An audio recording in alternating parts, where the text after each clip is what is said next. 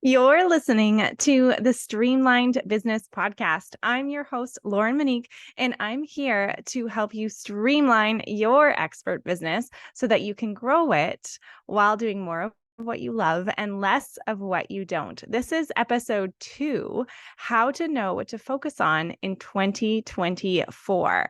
So welcome to our second episode. I'm thrilled that you are here listening in. And if you are like many of the entrepreneurs that I chat with, you might get every once in a while a few hours to work on your business, but it's pretty rare.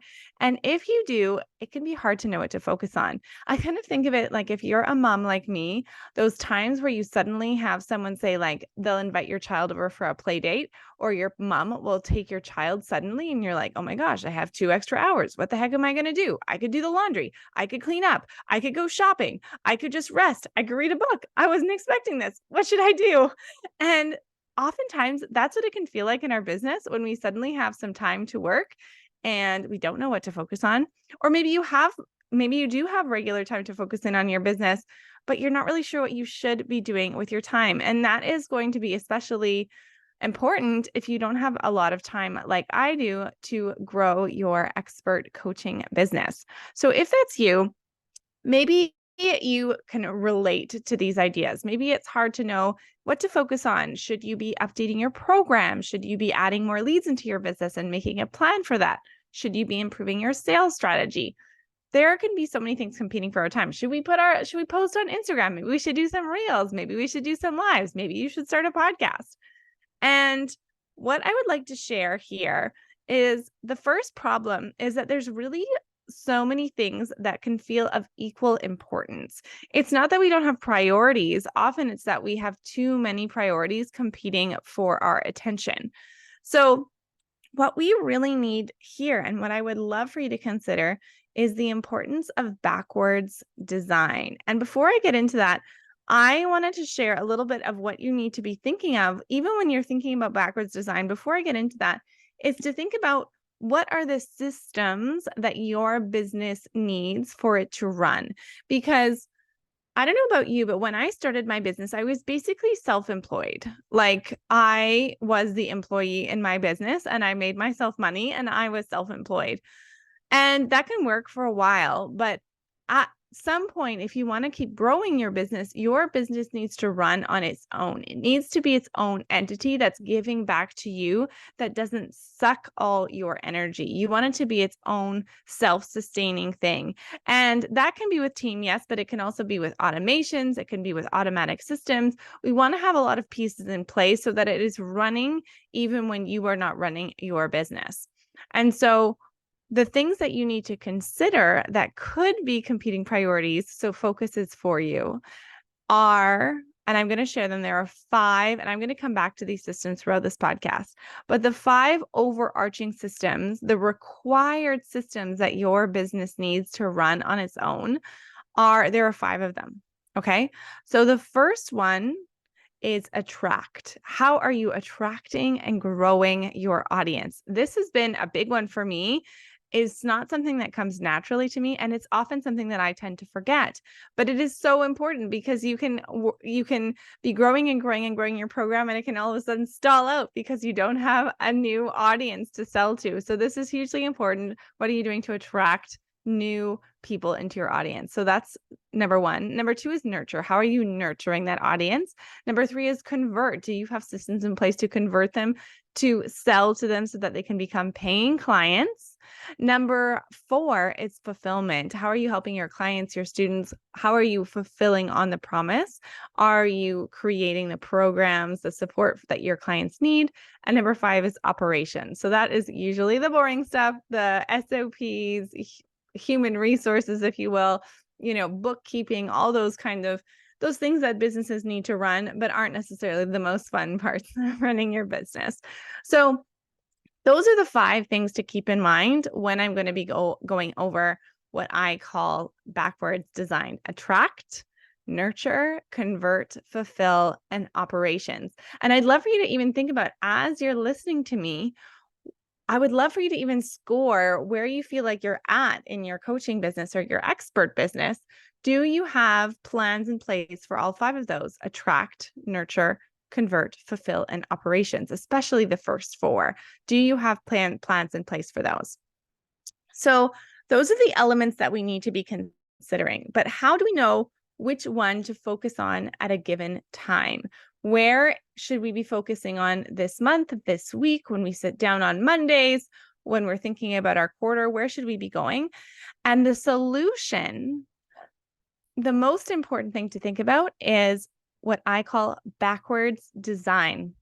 So backwards design is important because it's going to help you avoid the mental negotiation. And before I get into that, what backwards design is a term that I learned in teaching, and I'm sure you can imagine it. It's the idea of you begin with the end in mind. You decide, okay, this is the goal that I want to achieve. This is the revenue I want. This is the number of clients I want to serve. This is what I want to get to in my business. That's my end goal. And then you plan backwards design so that you can achieve that end goal. So it's beginning with the end in mind. So we're not planning from where we are now. We're planning from that end place in mind. And the reason that this is so, so important is 3. The first is it's going to help you avoid that mental negotiation. So I call the mental negotiation is when you come to sit down on your desk or you're walking on your treadmill desk and you think, okay, what should I be working on right now? Should I post on Instagram? Maybe I should interact on Instagram. Oh, but have I gotten back to those clients? Maybe I should look at my email. Have I started working on that project, that program? Oh, maybe I need to fill out that survey to go on that podcast. Those are all those things that you could be thinking of. Should I do this? Should I do that? Should I do this? Should I do that? That is when you're getting into a mental negotiation. Not only is it very tiring and draining, it can waste a lot of your time. And I do not want that for you. So the first is when you backwards design, you are going to avoid mental negotiation. And I'm going to give you some guiding questions at the end of this episode to think about when you're considering your backwards design. So that's the first one. It avoids mental negotiation. The next thing it's going to help you do is avoiding starting and stopping projects. So a lot of entrepreneurs, myself included, love the excitement of starting something new. We love that maybe that planning for a phase or that ideation or the vision, and we get going on this new project. But then to actually finish it, it can feel daunting, or it can feel like, oh my gosh, but I haven't done this other thing that I need to be doing. What about my clients? I haven't helped my clients in a little while. Oh, like not in a little while, but I haven't, like they're getting to this point in the program. I need to improve these videos. They're not good enough. They're not going to get the end result. I need to fix these videos. And then we leave the project that we were doing before and we start this new project. And the problem with this is then we can start to have many open loops that we haven't finished. So we've been working really hard, but we're not actually completing anything. So it feels like we're working really hard and we're not getting anywhere. So when we use backwards design, this is going to really help us avoid starting and stopping projects in our business. And the last piece of why I love this so much is when we have backwards designed our week, our month, our quarter, we know we've done the right things with our time. We can finish the end of our workday and know that we can be present with our kids. We can know that we can go and, work out or see our partners or our friends. We know we've done the right things to move our business forward, and we don't need to stress about it over the weekend or in the evening or in the middle of the night, because we know we are doing the right things to move our business forward. We've already identified what those are. So backwards design is super important to avoid that mental negotiation, to avoid starting and stopping projects, and to know that you have done the right things with your week. So in this episode, I'm going to be sharing some guiding questions to help you backwards design your quarter and your month. If you are listening to this episode while driving or out for a walk, just listen in, stop and start as you go, and kind of give these questions some thought. And you might want to come back to them later if you really want to get serious about actually planning out backwards designing your next month or your next quarter. But if you are at home, I would love for you to write these questions down and use them to reflect later as you create your backwards design plan for either the next month or the next quarter. It's going to be so helpful for you to really know what to focus on in 2024. So, are you ready? Let's start with our first questions. So the first thing to think about is to decide where you're going to start. So a lot of us, especially at this point in the year, at the time of this recording, or by the time this recording goes live, it's going to be the end of March. So you might be thinking about planning out your quarter 2. So if you've planned before, and if planning your quarters is something that is part of your regular practice, you might go right into planning your quarter. But if you're like some of my clients, and there's truly no shame in this, that might feel overwhelming. It might feel too daunting. It might feel like, where's my flexibility? What if things change? Planning out a quarter feels like a lot. Or maybe you've planned out your quarters in the past and you've set revenue goals, and then you just feel disheartened when you don't hit your goals and you don't love the idea of planning out your quarter. You do not need to start with planning out your quarter. You can start by planning out your month or even your week. So start with the thing that feels the lightest for you, that feels doable for you. So decide that now. What are you going to start with? Are you starting with you could even start your year if you wanted to. There's no harm in planning out your year in late March. Go for it. But maybe it's planning out your year, but likely by the time you're listening to this episode, you're likely planning out your quarter, your month, or maybe just your next week. So decide what you want to plan out first, what you want to backwards design first. So that's number 1. Decide what you want to backwards design first, your quarter, your month, your week. Then from there, you want to really get into that dream phase. And that's when you can start, you can go on walks, you can meditate, whatever gets you in the zone to thinking of new ideas.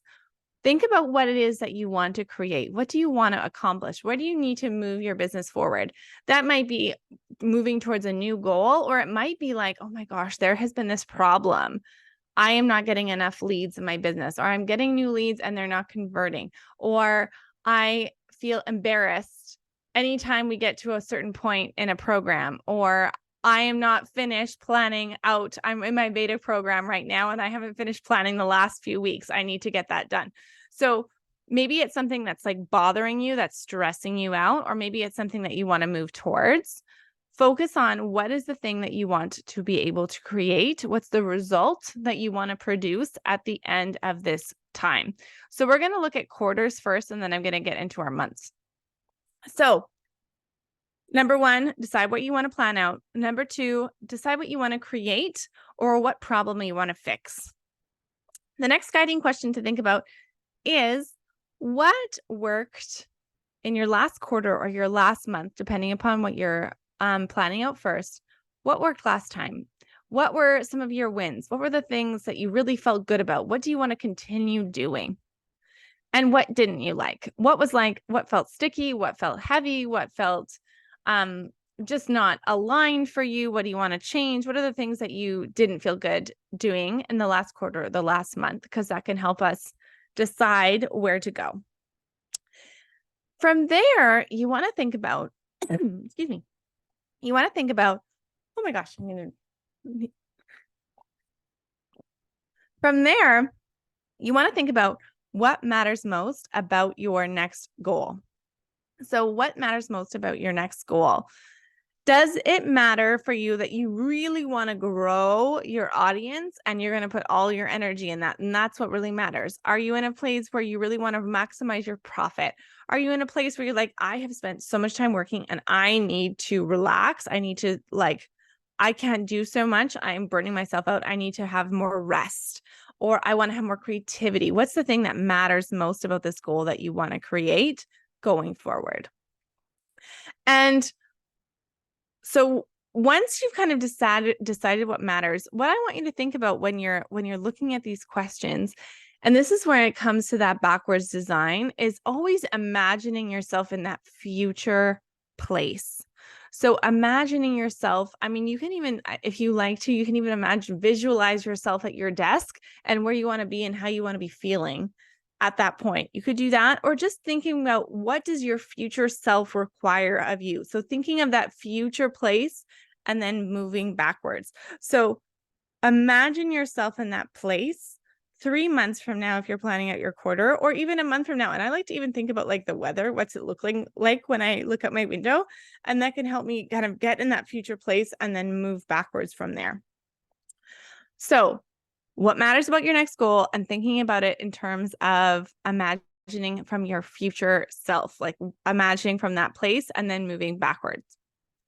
Now, if you want to, at this point, if you like to set goals around revenue or about the number of clients you want to serve, you can do that now. Not everybody likes to, so I don't think it's necessarily required, but you can if you want. This is when you would do that now. So then once we've kind of started looking at the big picture, we're going to plan out our quarter and then our month. So I'm going to share some ideas for your quarter and for then your month and then your week. So for your quarter, you want to think about what are your 3 top goals, your main 3 goals that you want to achieve over the next quarter. And they might be, I would definitely recommend a revenue generating one. What's your revenue generating goal or project? And then what are your what are the projects that are business building projects? So maybe it's like me and you're podcasting. Maybe it's getting on other people's podcasts. Maybe it's doing more workshops.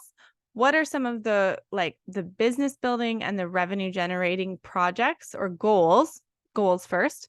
And then what are the projects that need to be done to accomplish those? From there, when you're looking at your month, you can decide which projects from my quarter am I going to do this month. So in a month, I mean, it's going to depend how much time you have to work and how fast you move. But I usually look at maybe 2 to 3 max for a month. Maybe even, I mean, if it's a big project, like you're launching a beta and that's your big focus, maybe it's just 1. So you want to choose 1 to 3 main priorities for your month. And there you're going to break down into your projects. So from you choose your goals and then what are the main projects that you need to look at. And if you were to work with me, we could go into this in greater detail, but I don't want to bog you down. But thinking about your goals and then from there, your projects and what are the main pieces to those projects. And I like to think of them as themes. And then from there, you would break them down. These are the ones I'm going to do by month. Or by week. So I'm going to give you an example with this podcast. Okay. So this is episode number 2. At the time of this recording, it is early March, and this is going to go out at the end of the month.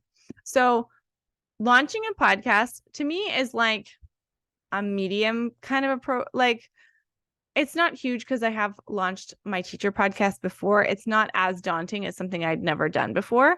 So the first thing I thought about was, okay, in March, I know I want to launch my podcast mid-March. So that's like my goal. One of my main projects for the month is to launch my podcast. So that's my big project. And I set that deadline for March 18th.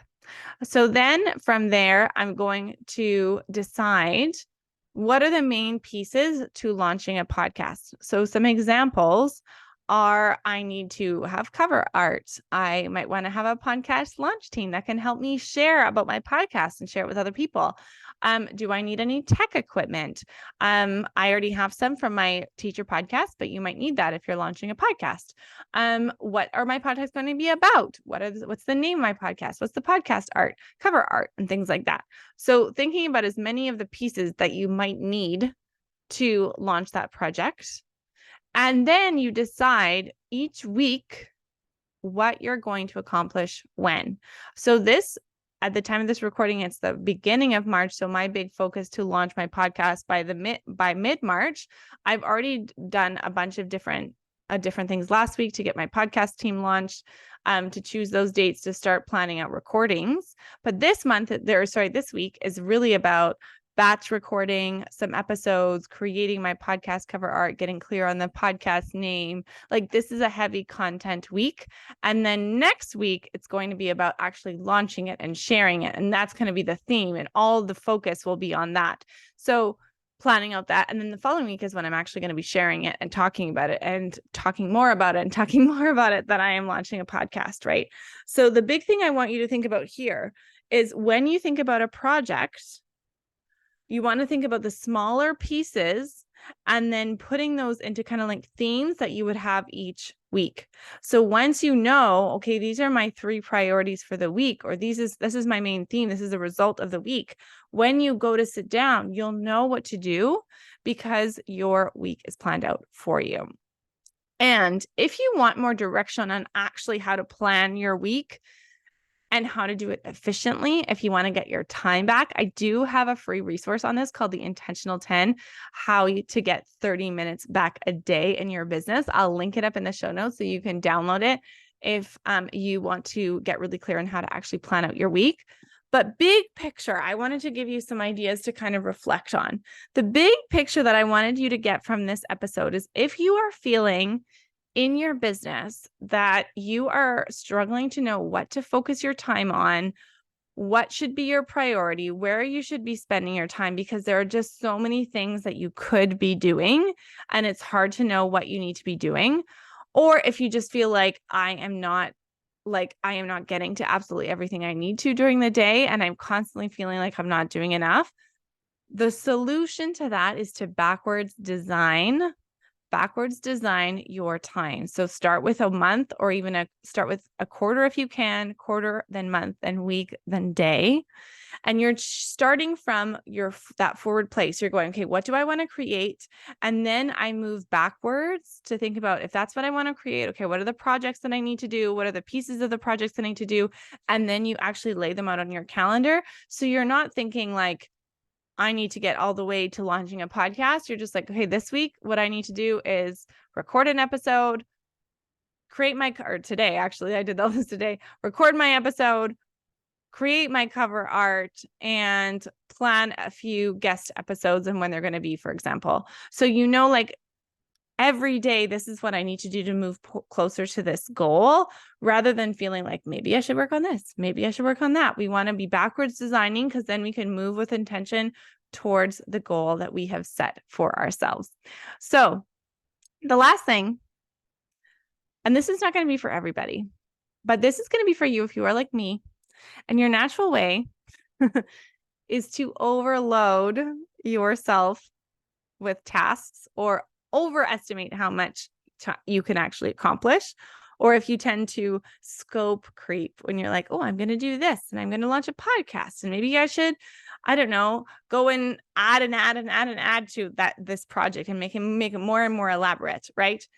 If you tend to put a lot on your plate or make things more elaborate and do the scope creep thing, you might want to strip down your plan and say, is this doable? Or what are my top 3 priorities and where can I let go of things? So that's my last guiding question for you. If you appreciated this episode, first off, I'm so glad to have you. I'm thrilled to have you listening to the podcast. I'm so excited to be sharing. I have so many ideas to help you streamline your business so that you can really love your business, so you can get more time back, so you can grow your business without that strain, so you can have a business that is running for you rather than you running it. I have so many ideas to share with you, and I'm super excited to be running this podcast.